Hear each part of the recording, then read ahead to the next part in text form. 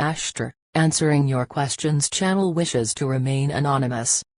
The Eagle Command and Control Center calling you. Lord Ashtar, Commander-in-Chief of the Intergalactic Space Peacekeeping Force, is standing by to speak with you.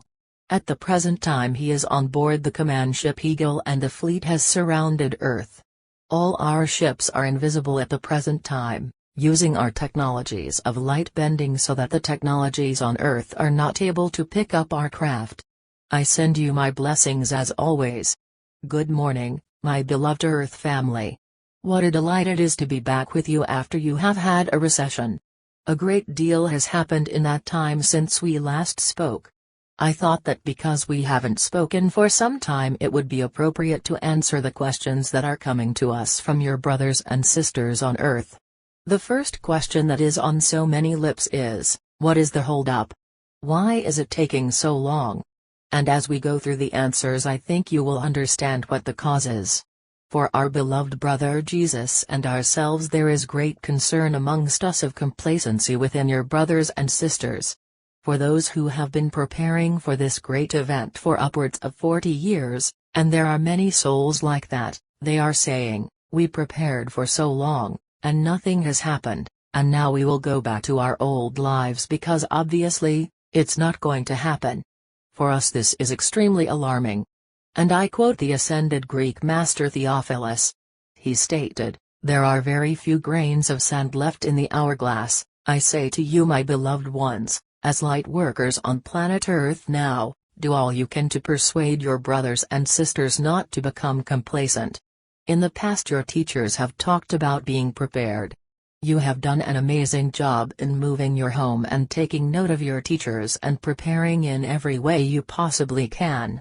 And each of you is aware of what lies ahead in the photon belt and the issues that will be experienced there, the period of darkness.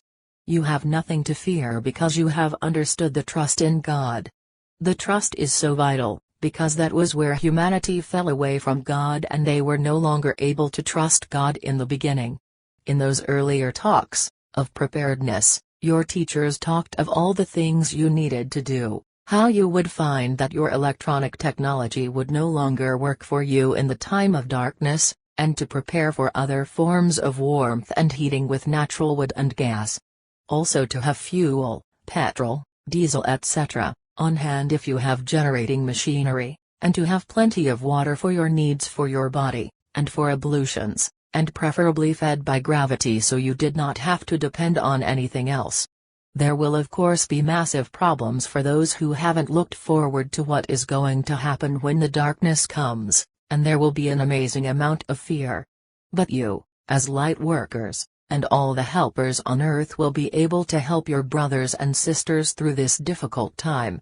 There are many souls at the present that are saying to me, Lord Ashtar, you have the power to land the fleet. Land the fleet and get on with it. That is true, I do. But my dear ones, I have absolutely no intention, nor does anyone in our command, of breaking God's laws. Imagine, if we were to have a Luciferian war. And you know the fate of the fallen angels and the story of Lucifer. Can you imagine?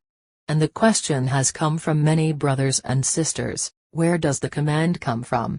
Who gives the command? In one simple word, dear ones, it is God. But the command comes down, through God's trusted emissaries.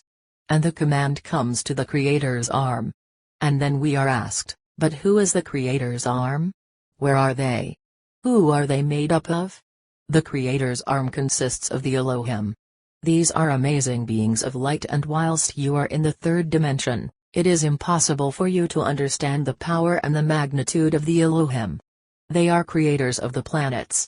As well as the Elohim, there are those amazing archangels that you have known and loved, Archangel Michael and Archangel Gabriel, and another one that is well known, Sanat Kumara. He is the Elohim of Venus, and for the last 2.5 million years he has been the planetary logo of Earth.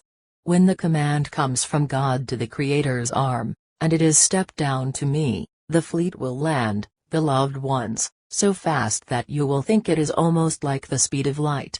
In the book you read, You Are Becoming a Galactic Human by Sheldon Neidle and Virginia Assine, You were able to read about the intentions of the Syrian planet, but as well as that, there are literally thousands of planets and star systems that are standing by to do the very same as your brothers and sisters from Sirius. And the next question was, why do these planets have concern about Earth? What is in it for them? And is there some intention that they have towards Earth? The answer is yes, they have great intentions towards Earth. Because they have looked on for eons, as Earth developed, and they are aware that Earth was to be the showcase planet in the universe, and God's plan was truly amazing for Earth. It is the beautiful green planet, with amazing water supplies, amazing vegetation, rainforests, trees, beautiful flowers. Compared to the other planets it is, as Isaiah would say, beyond belief. And so your brothers and sisters have watched on, finding it impossible to believe how this beautiful planet could suffer war after war after war after war, and then watch the people on Earth desecrate the planet to the point that it is almost impossible to retrieve. And so yes, they have a very vested interest. They want to see their beautiful little sister grow up and become again what our beloved Father had intended her to be. Another question that comes forth, what is happening to the climate on Earth? Why are we seeing such wild and devastating things occur on Earth? And the answer is, beloved ones, a great deal of time and money has been invested by governments and other institutions about what is happening on Earth, and the catch cry of climate change. A huge amount is being invested by the media, to make you believe, on the one hand, Earth is warming, but at the same time other groups say, no, Earth is cooling. The truth of the matter is, beloved ones, there is no such thing as climate change. What is actually happening is that Mother Earth, a living being, is fighting. It is all getting too much for her and she is crying out for help. And the climate on Earth is controlled by the weather beings, the elementals and the nature spirits, and they are all controlled by the archangels. They are of the angelic realms. When you have earthquakes on Earth, it is simply Mother Earth turning over in agony as the plates underneath the surface of the Earth grind and grumble. She is crying out for help. And when you have such amazing typhoons and hurricanes, undersea volcanic eruptions on the surface of the Earth, tsunamis, massive storms, tidal waves, bushfires and droughts, it is simply the overwhelming of the weather spirits, the weather beings, the elementals and the nature spirits crying out for help. Imagine, as the prophet would say, a household pressure cooker on your stove. When it reaches maximum pressure, it blows off. And that is exactly what is happening with your climate. So now I wish to digress about climate and the changes ahead. I know some of you find it hard when we talk about history. But history is what decides what will happen in the future. I want to take you back to the Atlantean/Lemurian Wars. 12,000 years ago Lemuria was destroyed by the Atlanteans. Atlantis sank 2,000 years after that as a result of yet another attempted war. You may recall that your teachers spoke about the climate in Lemuria in past meetings and they told you the climate was truly amazing. The temperature at the time of Lemuria never changed more than 5 degrees, plus or minus 70 degrees Fahrenheit, or 21 degrees Celsius. So in the equatorial regions it never got hotter than 75 degrees and in the polar regions it never got cooler than 65 degrees. And yes, there were no polar ice caps. The wind speed never increased to more than 7 miles per hour. 11 kilometers per hour, the atmosphere was truly amazing. What changed all this was the Atlanteans broke God's laws, and I refer here to the splitting of the atom and the atomic blasts that were fired by the Atlanteans at Lemuria. It had the effect of blasting open the crystalline ice cap firmament, and this was what was responsible for that amazing climate in Lemuria. The firmament was a crystalline ice layer, and it also surrounds the planet Sirius.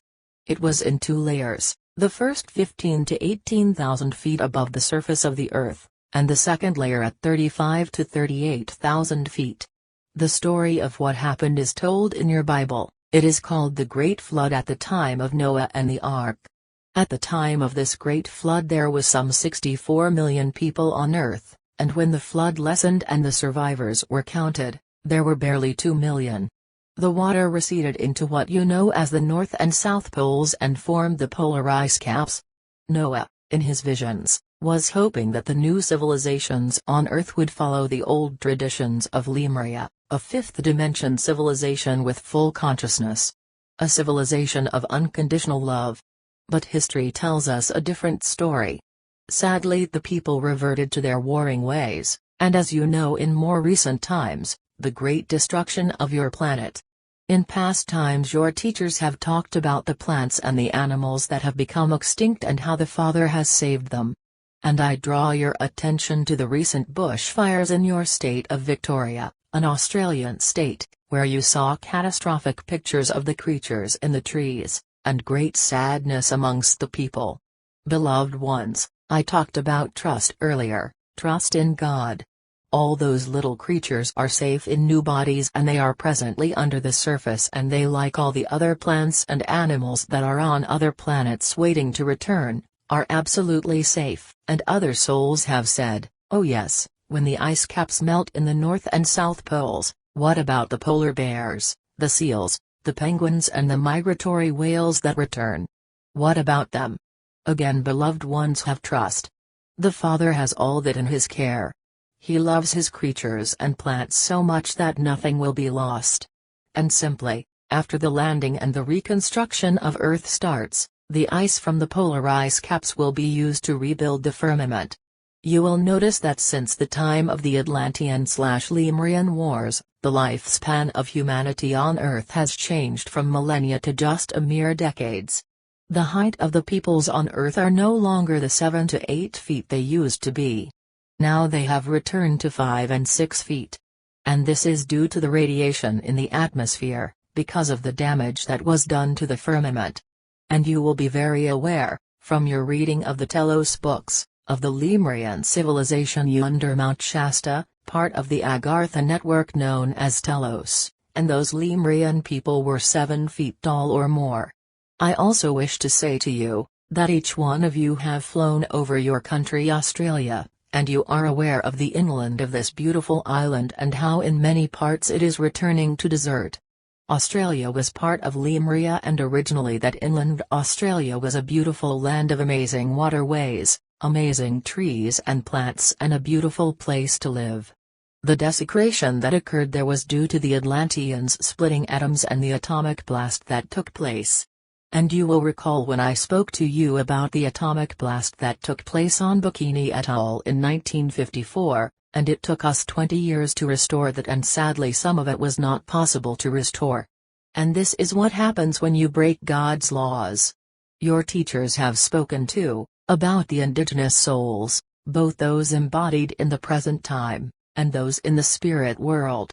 They will be joining with your brothers and sisters from space, for the rebuilding of the planet.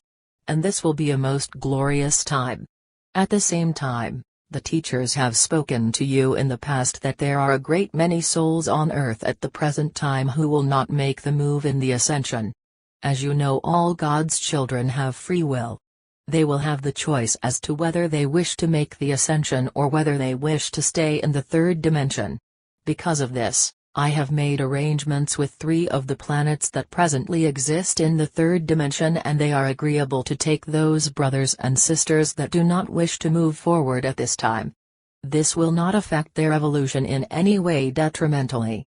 They will be able to move forward in their own time, and it may take considerable incarnations for some of them to do so. But if it takes 10 years, 100 years, 1,000 years, whatever it takes at the present time, the Father has that avenue open for them to move into the 5th dimension when they are ready. For the rest of the brothers and sisters on Earth that make the decision to move, they will move up to full consciousness and their DNA will change, up to the 12 helix system, that which was denied them in the time of Atlantis. That will mean massive changes for all those brothers and sisters. You remember I encouraged you to revisit the life and teachings of the Masters of the Far East, and the reason was because I wanted you to see what you could do, the powers that the Father has given you. And when you move into that 5th dimension, you will be truly amazed at those powers. You will be able to talk to the dolphins and whales, who are fully conscious. Many souls will be able to work with them to rebuild the oceans as they are the guardians of the seas. And I have been asked by many souls, what happens around the earth to the defense forces, massive installations that have had huge amounts of money spent on them for the defense of each country. What will happen to them? You are aware always, that the Father does not tolerate waste. So these installations will not be wasted. Those personnel in the navies around Earth will have the opportunity to work with the whales and the dolphins to start making changes in the oceans and change them from what they are becoming, dumps of rubbish for humanity to fill the oceans and destroy the life that is already in the oceans. So you can see that there is massive work to be done in marine ecology. The Air Force will be employed with the technology that will be coming from the other stars and planets to start changing the atmosphere and bringing it back to what it originally was in the Lemurian times. And your land armies will be working with your brothers and sisters from space to rebuild the Earth on the land. And as the Father will not tolerate waste, those installations of guns and guided missiles and all those things that were straight out warfare for killing humanity, will go back into their base metals and be used in such things as bridge building and the rebuilding of the cities and whatever is required. You will be absolutely amazed at the technology that is coming from the planets and the star systems to help with this rebuilding. There will be huge changes in your cities because, as you understand now, the population of Earth will be considerably reduced. And if you think back to your trips with the girls to Mars and Venus, you saw an incredible town and city installations in Venus and incredible beauty. But Venus was not like that originally. All that amazing building and beauty has been done by the peoples of Venus. It is hard, when you live on Earth, to understand that the other planets do not have the beauty that Earth has. So the cities will change, very much like your botanical gardens, and the animals will change too. You will find there will be massive changes in all of God's creatures in that once again the fabled story of the lion lying down with the lamb will be the way the animals live with you. You will even see amazing changes in the venomous creatures that are on Earth at the present time. They will no longer carry venom to cause death. Even God's beautiful plants like the roses will change and you will find no longer do the roses carry thorns. They will have the most beautiful perfumes for all to enjoy. And so beloved ones, I hope that you can see that the massive organization that is involved has taken longer than many of us hoped it would.